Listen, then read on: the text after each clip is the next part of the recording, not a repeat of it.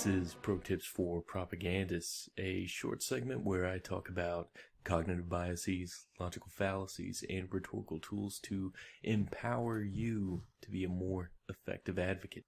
This is going to be a short one because we're talking about confirmation bias today, and I'm not going to belabor this point to excess because I think this is something most of us are already familiar with. So, short definition, we are more likely to accept information which supports our own beliefs. And most of us have probably encountered this in day-to-day life and are intuitively aware of this already. This leads to searching for supporting evidence and rejecting or underweighting conflicting evidence in respect to the pretext we bring to a topic. Now, what I do want to talk about is an interesting study in 2012 conducted by the University of Illinois. Now, they were able to reduce the effect of this bias, both pre-existing confirmation bias and induced bias, by using difficult to read text.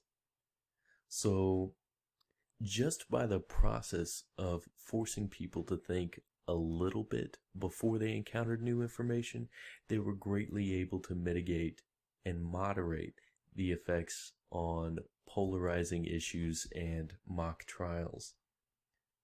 Here's the takeaway, guys. Confirmation bias is something you can work around, but you essentially have to till the soil before you plant the seed of your argument, because it is possible to avoid the effects of this bias just by stimulating a little bit of thought beforehand. Once people are already thinking, they are much more likely to be receptive to new ideas and challenging old beliefs.